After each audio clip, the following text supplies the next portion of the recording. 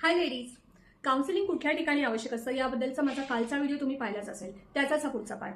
तर वयात आलेल्या मुली, ज्यांचे पिरियड्स आलेत किंवा येणार आहेत, त्यानंतर मेनोपॉज आलेल्या स्त्रिया, प्रेग्नंट स्त्रिया, या सगळ्यांना हॉर्मोनल चेंजेसचा सामना करावा लागतो. त्यामुळे आलेला मानसिक ताण कसा मॅनेज करायचा यासंबंधी. नंतर कधी कुणाला बुली केलं जातं तेव्हा मानसिक ताण येतो, तो कसा मॅनेज करायचा, अभ्यासाचा ताण कसा मॅनेज करायचा.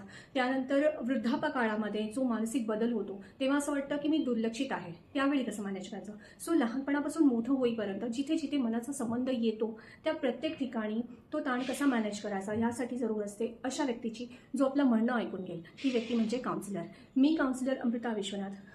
तुमचं म्हणणं ऐकून घ्यायला, त्यानंतर तुम्ही जिथे जिथे लाईफमध्ये स्टक होता त्या ठिकाणी सोल्युशन काढताना जो मार्ग दाखवायला लागतो, सपोर्ट लागतो, तो द्यायला नेहमीच रेडी आहे. तर आजच तुमचं 1-to-1 कॉन्फिडेन्शियल सेशन बुक करा आणि तुमच्या हिलिंगची सुरुवात करा.